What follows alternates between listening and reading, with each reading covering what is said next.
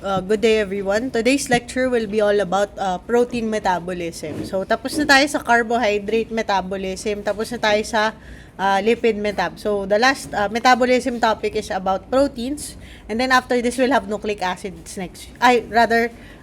Vitamins and minerals next week. No? So the objectives for today's lecture is to learn about how proteins are digested and processed, how they become amino acids, and how these amino acids are broken down during your reactions known as transamination, oxidative deamination, and how we form ammonia, and how we eliminate ammonia and why we need to eliminate ammonia. We also want to discuss how we synthesize the various non-essential amino acids. Kasi 'di ba, as we mentioned in our amino acids lecture, yung essential amino acids, si Private Tim Hall, hindi natin sila kayang gawin in our body. The ones that we can make are the ones that are non-essential. So, di-discuss natin how these non-essential amino acids are synthesized. And a bonus topic is we want to familiarize ourselves with how yung ating oxygen-carrying molecule in our RBCs, yung heme, is synthesized and how it is broken down. So, as with our other metabolism topics, we'll start with digestion of dietary protein. Kasi 'di ba, syempre, dito naman natin kinukuha majority ng mga supplies natin sa katawan from the food that we eat. So when you eat something that is rich in protein, for example, you're eating a steak, syempre, the first thing you do, ipapasok mo siya sa bibig mo, and then you will chew and mechanically digest the protein using using the action of your muscles of mastication, your teeth, your cheeks, pati yung tongue mo, they all work in tandem to make your food particles smaller and smaller. Tapos, yung mouth natin, meron din tayong saliva there that helps with the dissolution of the material. Pero tandaan nyo, in the mouth, there's no such thing as proteases, there's no such thing as proteinases. Walang enzyme na chemically digest ng mga proteins natin sa mouth. Sa mouth, ang nangyayari, mechanical digestion lang. Hindi kagaya sa carbohydrates, di ba? May salivary amylase. Sa mouth, walang protein, walang enzyme capable of digesting your proteins. Okay? So, pagtapos mo nang nguyain yung pagkain, lulunukin mo na siya, and dadaan na siya sa esophagus. And once it passes through the esophagus, it will proceed to the stomach, where the first part of protein digestion will occur. So, the stomach has a special environment because your stomach, once it detects stretch, kapag dumating yung pagkain sa stomach mo, mas stretch siya. At pag na-detect niya yung stretch, there will be the release of a hormone called gastrin, and this hormone will stimulate the release of hydrochloric acid. So, hydrochloric acid is a strong acid.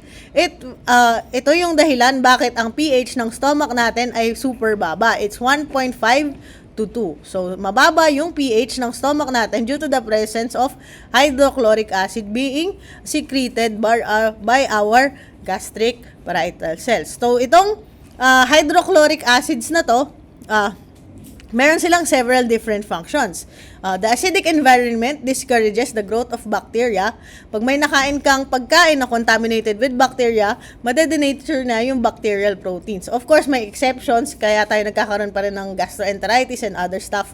Pero majority of the bacteria will be denatured once it comes into contact with the acidic environment. Kaya meron ding antiseptic function tong stomach natin. As mentioned, the hydrochloric acid has the ability to denature proteins. And if you recall the definition of denaturation, in this process, there is disruption of the secondary, tertiary, and quaternary structures of your proteins because of several different agents. Diba? Pwedeng via heat, pwede ring extremes of pH. And this is one of the extremes of pH that can cause denaturation. Itong very acidic environment in the stomach. So, the HCl will denature the proteins that you have ingested, and then pag na-denature niya na, so nawala na yung secondary, tertiary, and quaternary structure, ang matitira na lang is the primary structure, which is the yung sequence ng amino acid. So, it's a very long stretch of polypeptide, diba? So, the one that acts on the bonds in your peptides is an enzyme called pepsin. Pero pepsin is not secreted in active form. It's initially made in something we called pepsinogen because di ba sabi natin during the enzyme lecture, your enzymes, meron silang different control mechanisms, and one of them is yung zymogens. Yung zymogens are digestive enzymes that are really initially created in inactive form para hindi sila accidentally makakapag-digest ng sarili nating cells. So, yung zymogen form ni pepsin is pepsinogen.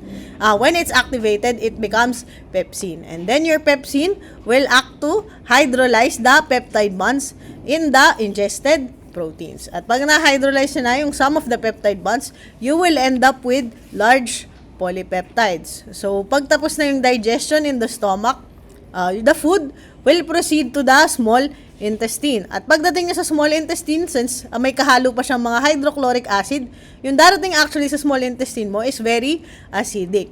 So, kung hahayaan lang ng small intestine na acidic yon, malulusaw yung small intestine natin. So, what happens? Your pancreas will secrete bicarbonate. Pag nag-secrete siya ng bicarb, it will neutralize the acidic pH from the stomach. So, yung bicarb na yon will set the pH of your small intestine, will neutralize the acid, and the pH will end up around 7 to 8. So, nagiging more of neutral to basic yung pH inside the small intestine. And this pH of 7 to 8 is also the optimum pH at which your digestive enzymes in the small intestine act. So, ano yung mga digestive enzymes in the small intestine? Your trypsin, chymotrypsin, and carboxypeptidase are secreted into the small intestine by the pancreas. Okay? Your small intestinal cells themselves also secrete digestive enzymes called aminopeptidases. So, all of these enzymes work together to hydrolyze the remaining peptide bonds on your large polypeptides until meron ka na ngayong maging lahat na silang constituent amino acids. And when they've become amino acids, they can be absorbed by the intestines via active transport and be transported into the bloodstream. Once they're in the bloodstream, they are now considered to be part of what we call the amino acid pool. So, what is the amino acid pool?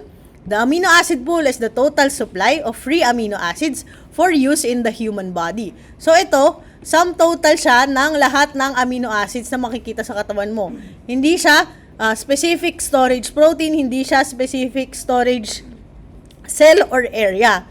Parang kinount mo lang lahat ng amino acids in the body and you called the set as an amino acid pool. Hindi siya tangible substance na hindi kagaya ng fats. Pag in-store mo, nasa loob sila ng adipocytes. Ganon. Ito, binilang mo lang lahat ng amino acids and you call that amino acid pool. Yung free amino acids. Okay?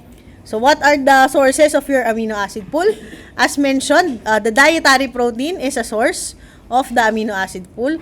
Another source is protein turnover. So, protein turnover is something that happens naturally in our body as we go throughout life, as our cells undergo various processes, and as they are exposed to various stimuli. Some of them inevitably get damaged, some of them will require repair, some of them will die, and kailangan ng replacement. So, our body, of course, to maintain a state of homeostasis, they will repair, they will resynthesize, they will replace kung ano man yung kinakailangan. So, that is what happens in the process of protein turnover. So, that is also a possible source of amino acids for the amino acid pool. Okay? Next, another possible source of your amino acid pool is through the biosynthesis of amino acids, specifically the non-essential amino acids. Kasi nga hindi naman natin kaya mag-biosynthesis ng essential amino acids. Kailangan yung essential amino acids kainin natin dahil manggagaling lang siya sa diet. Okay? So, our body wants to maintain net relatively constant source of amino acids. Kasi itong amino acids, as mentioned, wala siyang storage form. So, your body, gusto niya may na-maintain siyang level of amino acids para pag kinakailangan niya, meron siyang magagamit. So, hindi pwedeng sobra, hindi pwedeng kulang. Okay? So, and you call that state of maintaining the relatively constant amount of amino acids throughout normal metabolism is called a state of nitrogen balance. So, the body tries to maintain the supply of your nitrogens in the body in such a way na intake is equal to excretion, degradation is equal to synthesis. So, syempre, hindi naman all the time in balance yung ating katawan. There are states of negative and positive nitrogen balance. Yun yung mga states of imbalance natin. So, kapag negative nitrogen balance, these are states wherein degradation predominates over synthesis. So, kunyari ikaw ay tissue wasting, for example, you've been hospitalized for a long time, your muscles will start to atrophy, they will break down, kasi hindi na sila nagagamit because of disuse din. Okay? And ginagamit sila for gluconeogenesis. So, pag nade-degrade na yung tissue proteins natin, pag tayo din ay kulang sa intake, for example, if you have a protein poor diet, or if you're undergoing starvation. So, those are states of negative nitrogen balance. What about states of positive nitrogen balance? Dito sa states of positive nitrogen balance, synthesis will predominate. So, kailan to nangyayari? Syempre, pag kailangan ng katawan natin na gumawa ng extra protein. At kailan tayo gumagawa ng extra proteins? For example, during periods of growth, syempre yung mga children, pag lumalaki sila, nagdadagdagan sila ng number of cells, dumadagdag din ng cell size. So, what happens? Mas maraming proteins yung kailangan gawin ng katawan natin. Kaya nagiging positive nitrogen balance siya. Another example is during your pregnancy. Siyempre, you're making a whole new individual. So, yung mother is in a state of positive nitrogen balance kasi it's trying to make a whole new organism. Okay? Of course, also, when you are convalescing from an illness, so kung galing ka ng sakit, your body will try to repair what was broken, will try to replace the cells that have died, at kung ano man yung mga tissue na na-damage. So, in that state, your body will go the extra mile para makarecover ka to normal levels. Okay? So, yung nitrogens natin sa katawan, meron silang different fates, no? So, and yung amino acid pool is utilized in order to fulfill this different needs of the body. So, the majority of the amino acids in the amino acid pool go towards protein synthesis. So, 75% of free amino acids go into protein synthesis kasi nga meron tayong tinatawag na protein turnover. We continually make proteins because we need to replace old tissue and build new ones in their place. Okay? Next, your amino acids can also be used as raw materials in the synthesis of non-protein nitrogen-containing compounds. So, for example, your nitrogenous bases, di ba? As the name implies, merong nitrogen sa structure nila. So, your nitrogenous bases are synthesized from amino acids, as well as your heme proteins, your neurotransmitters, and some of your hormones. Okay? Your amino acids can also be used in the synthesis of non-essential amino acids. So, for example, di ba, yung essential amino acids natin, si pyridine, for example, si phenylalanine, di ba? Si phenylalanine can be metabolized, acted upon by the enzyme phenylalanine hydroxylase to produce tyrosine, which is a non-essential amino acid. So, from an essential amino acid na napunta lang sa amino acid pool mo dahil one of the sources of your amino acid pool is your diet, your phenylalanine becomes tyrosine. So, nakagawa ka ng non-essential amino acid from there. Okay? Another purpose of your amino acids from the amino acid pool is for the production of energy. Excess amino acids can be degraded at pwede rin silang pumasok sa common metabolic pathways para magamit sila to make energy. Another thing is that they can be used to make new glucose, diba? Your amino acids are part of the possible substrates for gluconeogenesis. Okay? So yung amino acids natin, if you recall their basic structure, let's discuss the fates of the various part of your amino acid. Kasi iba-iba yung parte ng amino acid natin, di ba? You have an R group, you have the alpha carbon, you have a COOH, kung naaalala nyo yung structure ng amino acid, and then you have a NH3 dun sa isang side. So, you have an amino group, you have a carboxylic acid end, and then you have an R group or your variable group, and then you have the alpha carbon. So this is the basic structure of your amino acid. So yung parts ng amino acid natin, kapag bin-breakdown mo sila, magkakaiba sila ng kapalaran. So the nitrogen portion has a different freight from the carbon skeleton. Kasi yung and our different amino acids have different carbon skeletons kasi magkakaiba sila ng R group. Okay? So, dun muna tayo sa fates of the carbon skeleton. The carbon skeleton can be converted to pyruvate. So, pag naging pyruvate siya, pwede siyang umakyat papunta sa maging glucose in order to via gluconeogenesis. So, pag pyruvate goes up, the pathway pwede siya maging glucose. If pyruvate goes down, it becomes oxidized, it becomes acetyl-CoA. The acetyl-CoA can be used to create fat during lipogenesis. It can be used to proceed to the Krebs cycle, then the electron transfer chain to provide ATP. Your acetyl-CoA can also become ketone bodies. So, maraming possible fates yung carbon skeleton ng amino acids natin. The nitrogenous portion naman of your amino acids, majority of them is removed and eliminated from the body in the form of urea. So, we will discuss how this urea is formed. Okay? Another thing, as we've mentioned, yung possible fates of the ammonia, amine group rather, is for the biosynthesis of non-essential amino acids as well as the biosynthesis of non-protein nitrogen-containing compounds such as your purines, pyrimidines, and heme molecules. Okay? So now, let's focus first on the removal of the nitrogen portion of your amino acids. So how do we start removing the nitrogen? How do we ultimately form urea? So ang una nating i-discuss is the reaction called transamination as well as oxidative deamination. So trans is transfer.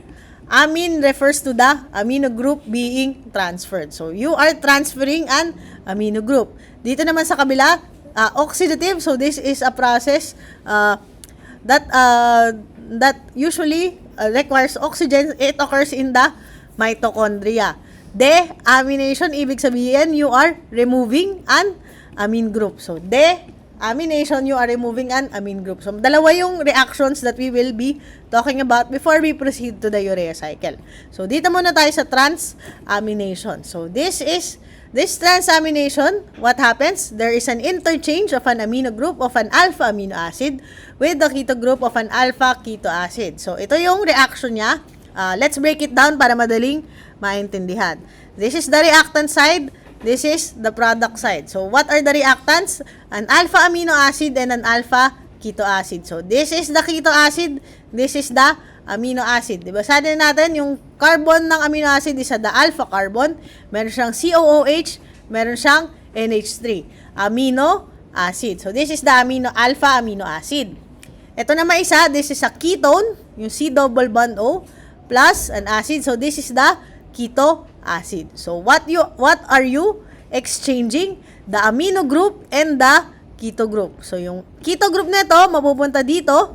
Yung amino group nito mapupunta dito. So, that is what happens, no? So, itong, tignan nyo there's a carbon, and then an R group. Instead of having a ketone, it will become an amine.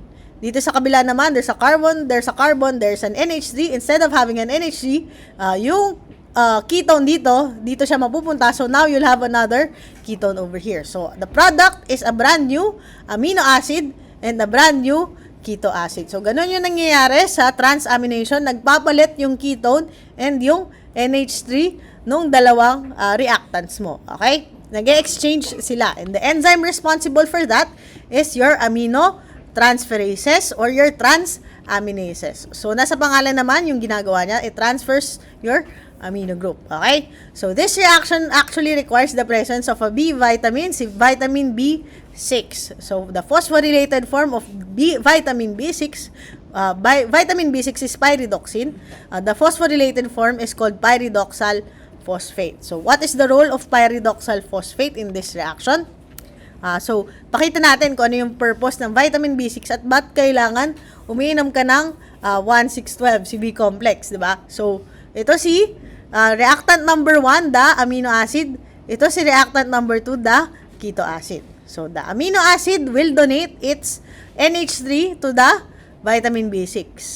Si vitamin B6, hahawakan niya yung NH3 kasi siya yung magpapasa nun dun sa alpha keto acid. Okay?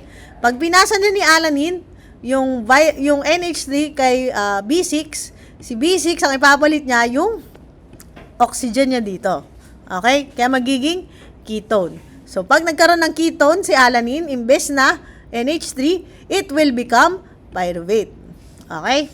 And then, now your vitamin B6 is holding an NH3. So, si vitamin B6, pupunta na siya kay other reactant at ibibigay niya yung NH3 na yon to the reactant number 2. Si reactant number 2, ibibigay niya yung oxygen niya kay vitamin B6. So, ngayon, si alpha-ketoglutarate, pag binigyan mo ng NH3, it becomes glutamate. Tapos, si vitamin B6, pag binalik mo na yung oxygen niya, babalik na siya sa pagiging base form ng pyridoxal phosphate at pwede na siyang sumali sa mga other transamination reactions. Okay? Kasi naibalik mo na siya na-regenerate mo na yung original. Okay?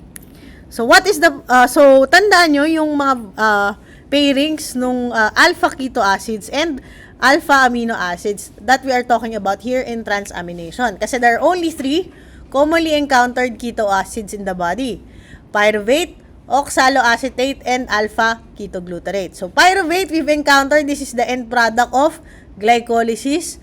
Oxaloacetate and alpha ketoglutarate are intermediates in your Krebs cycle. So, of these 3, itong dalawa serve as carriers of ammonium for transfer to the urea cycle. Itong si pyruvate, when it becomes alanine, si alanine has its own way of eliminating your ammonia. Okay?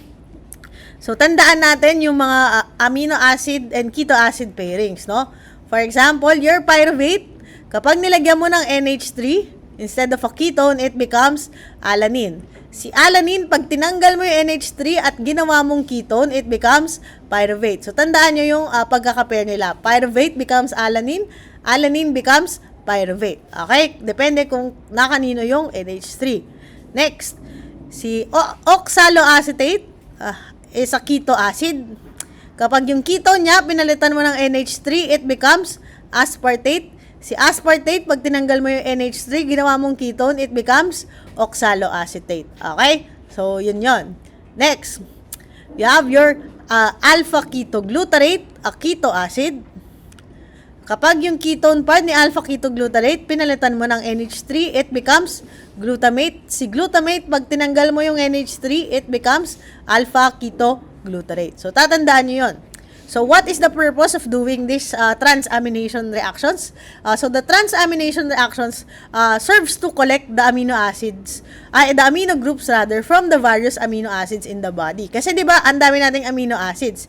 We have 20 standard amino acids at hindi silang lahat pupunta sa urea cycle. Ang gagawin ng katawan natin is ipapasa nila yung amino group ng ibang amino acids to these keto acids para mag-produce ng aspartate or glutamate, para itong aspartate or glutamate sila yung papasok ng urea cycle. So, kumbaga, for example, meron kayong requirements, ipapasa nyo lang sa class representative. Tapos si class representative siya yung pupunta ng faculty para magpasa. So, ganun yung ginagawa nitong oxaloacetate and ni alpha-ketoglutarate. Sila yung taga-collate, taga-kolekta. Okay? So, next. So, the most important one of these 3 keto acids is your alpha-ketoglutarate because it is the one that when it accepts an amino group, it becomes glutamate. So, the most important transamination reaction in terms of occurrence is your glutamate production. Okay? So, pag, for example, you have any other amino acid. For example, meron ka ditong serine. Si serine, dahil amino acid siya, meron siyang NH3 group. Si serine, pinasa niya yung NH3 niya kay alpha-ketoglutarate. Alpha-ketoglutarate becomes glutamate. Si lysine, kung nagpasa siya ng NH3 kay alpha-ketoglutarate, si alpha-ketoglutarate becomes glutamate. Tapos si glutamate na yung proceed to the following reactions. Okay? For further processing, para makapasok sila ng urea cycle. Okay? So, si glutamate has two processes under which it can go. Pwede siyang mag-undergo another second transamination reaction. Pwede rin siyang directly mag-produce ng ammonium ion via oxidative deamination. Okay, so dito muna tayo sa part 1. So, how do you form aspartate from glutamate? You do another transamination reaction. Kunin mo yung NH3 ni glutamate at ipasa mo kay oxaloacetate. And then, oxaloacetate, sabi natin kanina, pag nilagyan mo na NH3, it becomes aspartate. And aspartate is now something that can directly enter the urea cycle at step 2. Okay? So, yun yung nangyayari sa second transamination reaction after glutamate production. Okay? Next, another way that your glutamate can be processed is using it to produce ammonium using the process of oxidative deamination. So, this reaction happens in the mitochondria and it's catalyzed by the enzyme glutamate dehydrogenase. So, yung glutamate dehydrogenase will act upon your glutamate and NAD+, or NADP, in order to produce alpha-ketoglutarate and a separate ammonium ion. Okay? So, itong ammonium ion can be processed to eventually enter the urea cycle at step 1. Okay? So, ano ba itong urea cycle na sinasabi natin? At bakit kailangan nating pumasok sa urea cycle? Kasi your body does not want to accumulate ammonia or ammonium or ammonia in your body kasi it's neurotoxic and it's toxic to your tissues. Why? So, because in states of wherein you have hyperammonemia, for example, in individuals with liver cirrhosis. Yung individuals with liver cirrhosis, wala na silang detoxification function sa kanilang katawan kasi sira na yung liver nila. So, in these people, dumadami yung ammonia levels nila in the blood. What happens when the ammonium levels accumulate? Pag tumaas yung NH4, the ammonium will eventually react with your alpha-ketoglutarate in your body. So, the alpha-ketoglutarate will become glutamate, and since madami ka pang ammonium, your alpha-ketoglutarate will react with the high levels of ammonium to form glutamine. So, it will favor this reaction. At bakit masama kung ma-favor natin yung reaction ng alpha-ketoglutarate with your ammonium? Kasi di ba nga si alpha-ketoglutarate, sinabi na natin, is an intermediate of the tricarboxylic acid cycle. So, intermediate siya ng Krebs cycle. Ibig sabihin, ang nangyayari dito, yung alpha-ketoglutarate mo, instead of proceeding to the Krebs cycle and making energy, your alpha-ketoglutarate is instead shunted to producing glutamate and ultimately glutamine. So, nauubusan ng energy stores yung brain mo, yung cells mo, dahil yung alpha-ketoglutarate na dapat papasok sa Krebs cycle at magiging energy pag dumaan sa electron transport chain yung metabolites niya, hindi natutuloy doon. Rather, ang nag-accumulate is your glutamine. Okay? Your glutamate also becomes depleted because it reacts with the ammonium, and yung glutamate is an important neurotransmitter as well as a precursor of other neurotransmitters. Kaya siya neurotoxic yung state of hyperammonemia. Okay? So, for these patients na mayroong hyperammonemia, yung mga they develop hepatic, lalo na yung mga galing kung liver cirrhosis, they develop what they call hepatic encephalopathy. Kasi yung brain talaga yung naaapektuhan in this process. So, in these individuals, you limit the protein in their diet para hindi sila nagme-metabolize ng protein, para hindi sila masyado nagpo-produce ng ammonia. Okay? Another thing is you give them lactulose para yung ammonia na napoproduce sa gut nila, hindi siya mapupunta sa bloodstream para hindi ma-exacerbate yung situation. As well as binibigyan sila ng antibiotics para hindi masyadong, para mamatay yung mga bakterya na gumagawa ng ammonia sa gastrointestinal tract. Okay? So now that we know what the urea cycle is for, let's discuss the process itself, no? So the urea cycle is the process by which the ammonium and aspartate molecules from transamination and deamination is processed into urea. So yung urea, ito yung structure. As you can see, with this one molecule, you eliminate two amino groups, di ba? You already eliminate two groups of, you already eliminate two nitrogens in one molecule. Kaya siya ginagusto ng katawan natin. Aside from that, this substance is very soluble in water. So, pag soluble in water, madali siyang ma-eliminate in our urine. So, yun yung advantages ng urea. So, so how do we go into the urea cycle? Meron tayong dalawang raw materials. Yung una, si aspartate. Pangalawa is your ammonium. So, sabi natin kanina, di ba, yung dalawa yung fates ng glutamate, pag yung amino acid mo nagpasa ng NH3 to alpha ketoglutarate, magiging glutamate. Yung glutamate has two fates. Pwede siya maging ammonium, pwede siya maging aspartate. Magiging aspartate siya pag nag-undergo ka ng isa pang transamination reaction. So, yung aspartate na yun can directly enter at the second step. Yung ammonium na ginawa mo from oxidative deamination has to be processed first into a molecule called carbamoyl phosphate, and then it can enter the urea cycle. So, una nating i-discuss tong si ammonium since we want to go through this chronologically, ano? So before the first step, you want to process the ammonium ion you got from oxidative deamination into a molecule called carbamoyl phosphate. So, there is a phosphate, there is a carbamoyl. So, carbamoyl refers to an amide bond. Okay, amide with the D. Amide. So, amide is C double bond O with an NH. So, itong part na to, this is an amide, this is the carbamoyl portion, and this part is the phosphate portion. So, how do you form this carbamoyl phosphate? You combine the ammonium ion with carbon dioxide and water, as well as utilize ATP in order to form a high-energy phosphate bond between the carbamoyl portion and the phosphate portion. And this reaction occurs inside the mitochondrial matrix. Okay? Once you have your carbamoyl phosphate, you are now ready to proceed to the first step of the urea cycle. So, one good thing about the urea cycle, madaling i-memorize yung mga enzymes niya. Kasi yung mga enzymes ng urea cycle is very descriptive. So, what am I talking about here?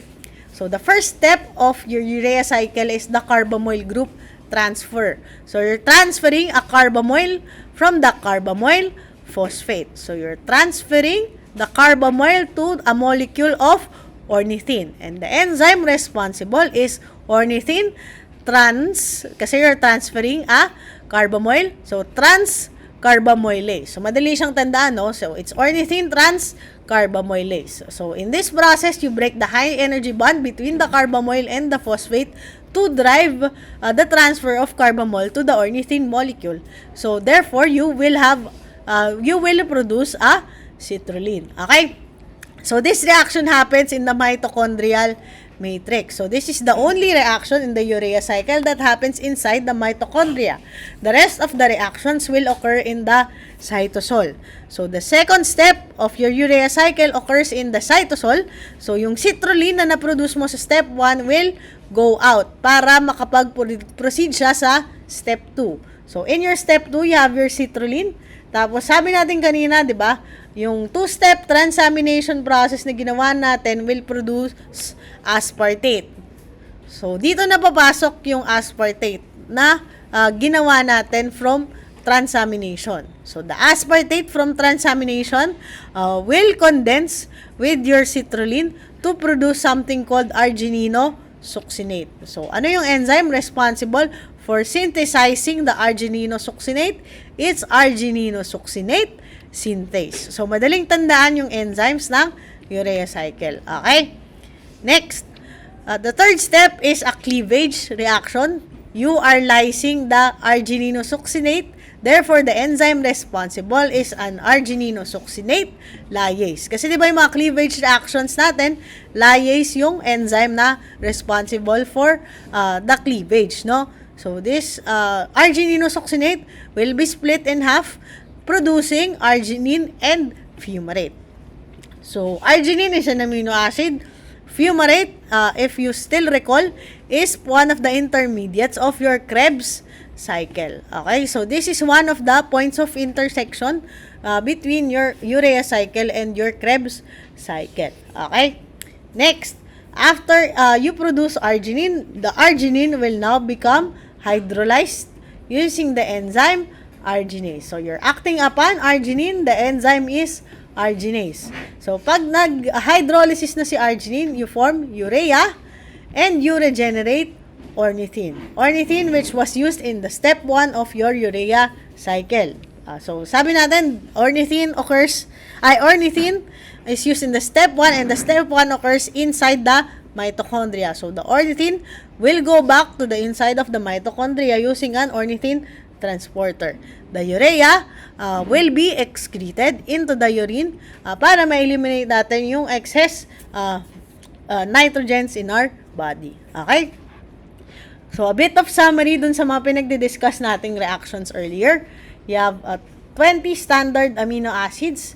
In order to pass the amine groups of any of these amino acids, you will undergo transamination to pass the NH3 to alpha-ketoglutarate to form glutamate.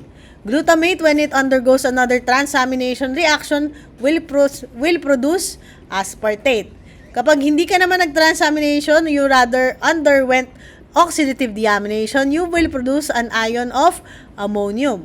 Ammonium, when you combine it with carbon dioxide, water, and use ATP, you will produce carbamoyl phosphate. So, carbamoyl phosphate, when you transfer the carbamoyl group from the carbamoyl phosphate to ornithine, you will create citrulline.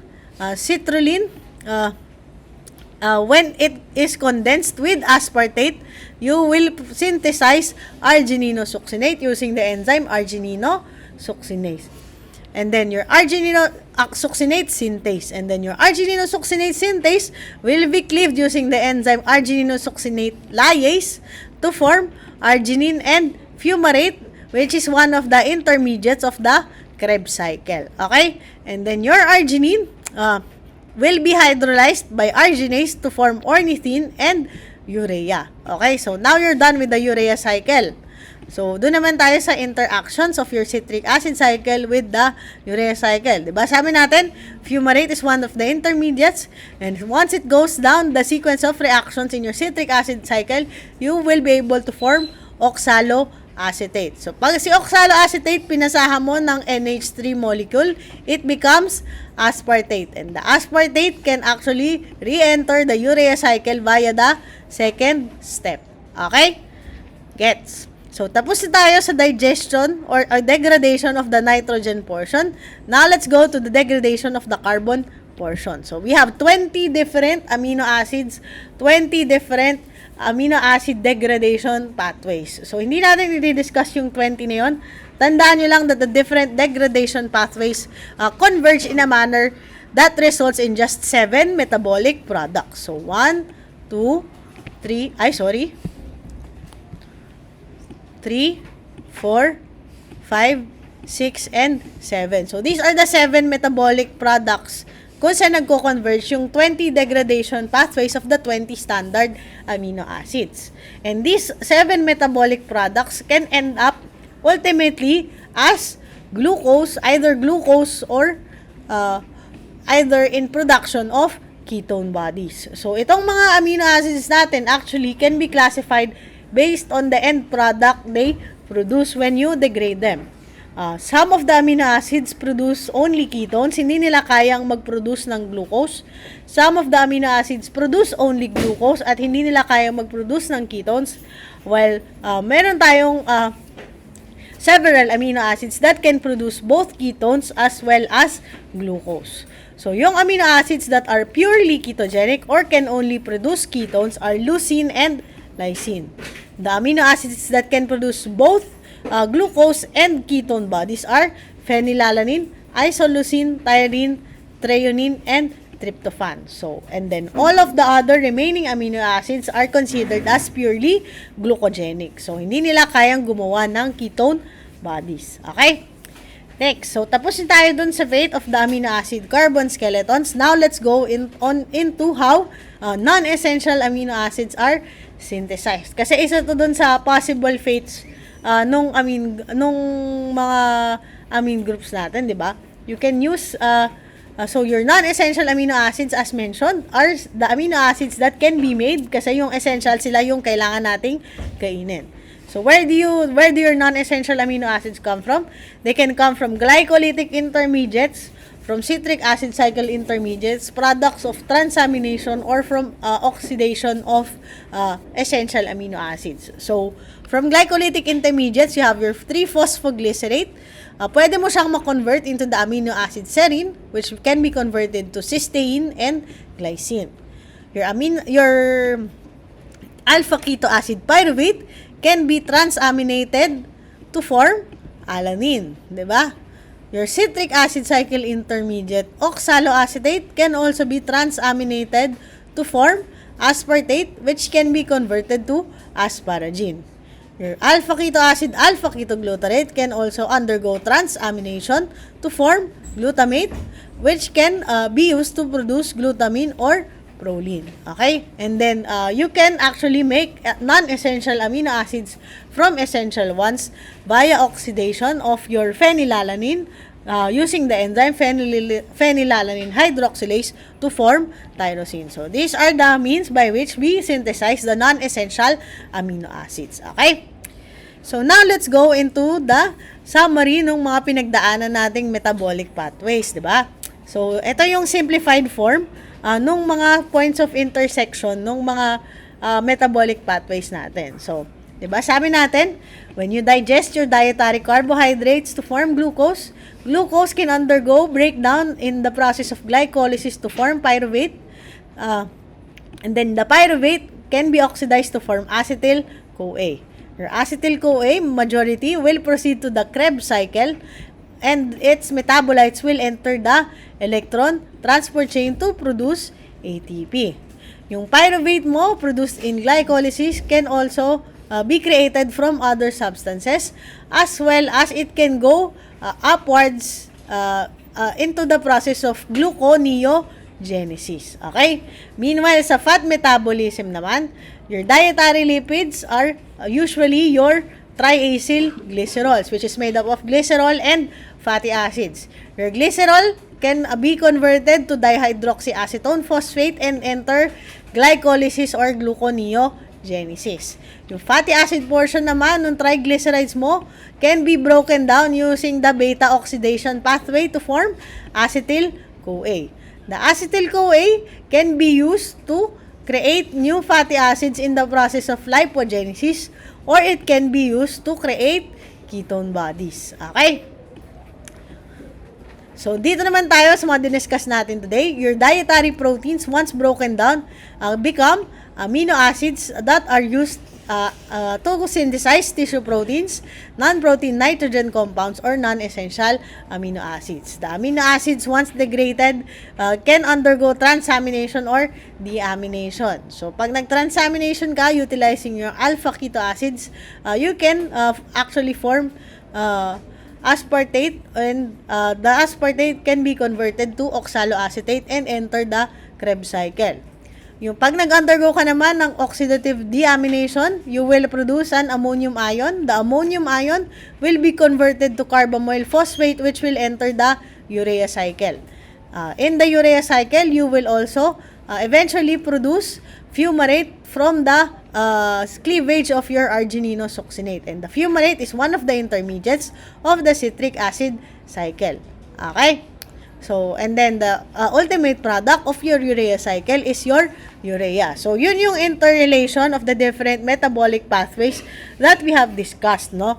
So, medyo nakakahilo lang siya. So, mas maganda kung malaman natin kung kailan tayo na mas ma-appreciate natin if we try to internalize how and when and how we do these processes, no? So, let's discuss metabolism in terms of the various different nutritional status, no? So, for example, you just passed the board exam, kakatapos ng note-taking, anong gagawin ng pamilya nyo? Kayo, syempre, ay mag-buffet. So, you will go feasting sa Manila Hotel, o, diba, social. So, Manila Hotel, o kaya kahit sa Newman lang, you will go feasting. So, pag nag-feasting ka, kakain ka ng maraming sashimi, kakain ka ng steak, kakain ka ng kung ano-ano pa, marami kang idadigest na dietary carbohydrate, dietary fat, and dietary protein. When you break this down, you produce glucose, fatty acids, and amino acids, respectively. So, when your glucose is in excess, you want to store it. And the short-term storage of glucose is in the form of glycogen in the process of glycogenesis. Okay? And glycogen is stored in the liver and muscle. Next, meron kang excess fatty acids. How do you store your fatty acids? You store them in the form of triacyl glycerols found inside your adipocytes. So, they are stored as body fat.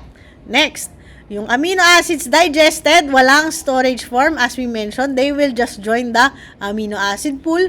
The excess will be lost in urine in the form of urea. So, yun yung nangyayari when you are in a fed state or in a state of overeating. You try to store as much as possible kung ano yung excess mo para meron kang gagamitin for future use. Next, so, tapos ka na sa board exam high, feeling mo tumaba ka sa kaka-celebrate nyo. So, ang gagawin mo ngayon para magpapayat, ikaw ay mag-i-intermittent fasting. So, when you undergo intermittent fast, bakit ka nag-i-intermittent fasting? Gusto mong ma-burn yung iyong body fat. Pero bago ka mag-burn ng body fat, ang unang i-burn ng katawan mo is the stored glycogen. So, when you burn down glycogen, the process is glycogenolysis, and in glycogenolysis, you produce glucose that serves as energy for your brain and the rest of your body. Pag naubos mo na si glycogen, sisimulan na ng katawan mong gamitin si stored fat niya. So, your body fat will be broken down. Yung triacyl glycerols in your adipocytes will be hydrolyzed to glycerol and free fatty acids. The fatty acids will undergo beta oxidation para maging acetyl-CoA. Si acetyl-CoA will enter the Krebs cycle para mag-provide ng energy. Okay? So, yun yung nangyayari kapag nag-fasting ka na. Paano naman pag sobra-sobra ka ng sobra-sobrang starvation era ka naman? Kapag kunyari, nagbakasyon ka dahil feeling mo, deserve mo, pumasa ka ng boards, kaso na-stuck ka sa deserted island. So, wala ka nang makain, you're in a state of starvation. Pag in a state of starvation, ubos na yung glycogen. Ang natitira na lang is your body fat. So, your remaining body fat will be broken down into fatty acids. Your fatty acids will undergo beta oxidation to go to the Krebs cycle and provide energy. Some of the remaining fatty acids yung acetyl-CoA niya will be used to create ketone bodies. Your ketone body serves as the fuel of your brain as well as of several other organs. Okay? Pag yung body fat mo ubos na pero hindi pa rin kayo nare-rescue, your body will start breaking down your proteins. Okay? And when you break down your proteins, they will become amino acids, and the amino acids, as we mentioned, can be classified depending on the fates of their carbon skeleton, di ba? Meron tayong amino acids na glucogenic, meron tayong amino acids na ketogenic. So, the ketogenic amino acids will be used to form ketone bodies. The glucogenic amino acids will be used in gluconeogenesis to form glucose. So, yung ketone bodies and your glucose is used as an alternative source of energy for the brain and the rest of the body. So, and the remaining nitrogen will be lost in urine. So, yun yung summary nung the processes that we undergo during different nutritional states. Okay? Next. So, doon na tayo sa last topic, which is the metabolism of heme. I just want to introduce this topic kasi magagamit nyo to sa HEMA, pati sa Clean Chem, no? So, heme is the oxygen-carrying molecule of your body. Diba? Siya yung naghahawak sa oxygen sa loob ng red blood cells natin. So, how do you metabolize heme? So the metabolism of heme actually occurs in two sites. Some of it happens in the some of the process happens in the mitochondria, some of it happens in the cytosol. So this line is the inner mitochondrial membrane, this is the outer mitochondrial membrane, therefore this area must be the cytosol. So your heme synthesis is a process that occurs in both the mitochondria and the cytosol. So there are only actually three pathways which occur in both the mitochondria and the cytosol. Itong si heme synthesis, as I've just mentioned, si urea cycle, yung diniscuss natin kanina, di ba? Si urea cycle occurs in both the mitochondria and the cytosol, as well as the process that we've already discussed dun sa carbohydrate metabolism, which is gluconeogenesis. So itong tatlo, si HAG, sila yung mga processes that occur in both the cytosol and the mitochondria. Okay? Next, so how does heme synthesis occur? The raw materials for heme synthesis is the amino acid glycine as well as succinyl-CoA, which is one of the intermediates of your Krebs cycle. So glycine plus succinyl-CoA will be acted upon by an enzyme called D-ALA synthase. So delta amino levulinic acid synthase. Syempre, anong gagawin niya? Si delta amino levulinic acid. Okay? So, remember this enzyme because it's the enzyme kung saan nagsa-start yung heme synthesis. Next, si delta-aminolevulinic acid will be acted upon by the enzyme D-ALA dehydratase to form something called porphobilinogen, a cyclic structure. So, itong si porphobilinogen then will be acted upon by kukuha ka, when you produce 4 of this porphobilinogen, i-assemble sila in order to form a structure that looks like this. So, 4 na porphobilinogen yung kinailangan para gumawa nitong hydroxymethylbilane. Okay? So, from here, the body will undergo a series of processes until you end up with the immediate precursor of heme, which is protoporphyrin 9. Ito yung tatandaan nyo.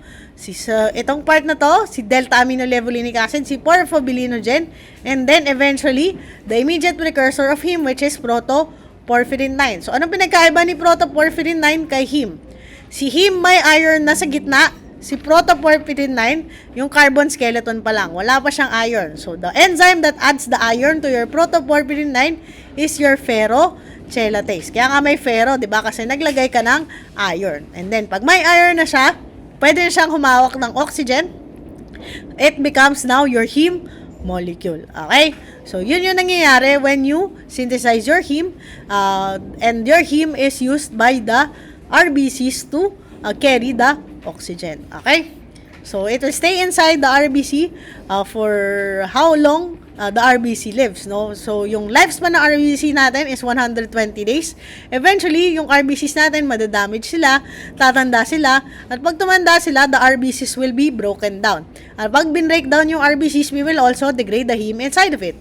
So, paano bin-break down yung RBCs? Dadaan sila sa graveyard, dun sa spleen, they will be eaten by splenic macrophages, and then they will be separated, no? Yung heme portion, may hiwalay siya sa globin portion of the hemoglobin. Diba? Si hemoglobin is a conjugated protein. Yung globin portion, ma-hydrolyze into amino acids and enter the amino acid pool. Yung heme portion niya, mahati din. Kasi yung heme natin, diba? Sabi natin yung structure, merong iron, merong carbon skeleton. So, the iron portion will be stored into ferritin para pag kailangan mong gumawa ulit ng heme, kukuha na lang sila dito sa stored iron.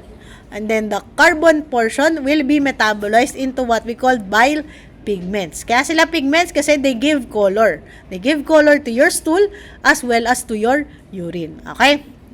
So, how is the carbon portion of your heme metabolized? So, your heme first is metabolized by an enzyme called heme oxygenase into biliverdin. So, biliverdin, verdin kasi verde, kulay green. So, yung heme mo, di ba pag nagkaroon ka ng pasa, pag tumatanda yung pasa mo, magiging kulay green, tapos magiging yellow. Kasi yung heme mo, magiging biliverdin, magiging green muna siya, and then magiging dilaw, kasi magiging unconjugated bilirubin, which is B1. So, si bilirubin is more of yellow. Kaya yung mga may jaundice, di ba? Yung mga may sira yung kidney nila, yung atay nila, nagiging kulay dilaw because of the bilirubin. So, yon yung bilirubin is B1, or yung unconjugated bilirubin is B1, also known as indirect or water-insoluble bilirubin. So, dahil water-insoluble sila, hindi nila kayang readily mag-dissolve in the bloodstream. So, how do you carry this unconjugated bilirubin to the liver para i-conjugate sila at maging water-soluble sila? So, albumin will bind to your unconjugated bilirubin, forming a complex and carry it to the liver. Conjugation happens in the liver using the enzyme uranyl diphosphate glucuronosyl transferase. So, si UDPGT, siya yung magko-conjugate ng bilirubin into B2 or conjugated bilirubin. Si conjugated bilirubin is also known as direct bilirubin or water-soluble bilirubin. So, pwede mas madali na tong i-eliminate in urine. Okay? Pero usually, hindi naman diretsong from conjugated may eliminate siya. Dadaan muna siya sa metabolism by gut bacteria to form urobilinogen. So, si urobilinogen, majority is excreted in the feces in the form of stercobilin because it gives the brown color of the stool. Kaya nga tinawag na bile pigments kasi may binibigay siya na kulay. So, the pigment in the stool is stercobilin. It's derived from urobilinogen. Okay? So, 20% sa 20% actually either go into the kidney or the liver. Some is restored and recycled para maging part of the bile.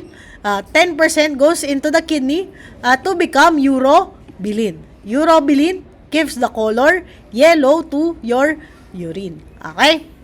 So, yun no yung last slide for our discussion. Are there questions? If wala na, thank you for listening.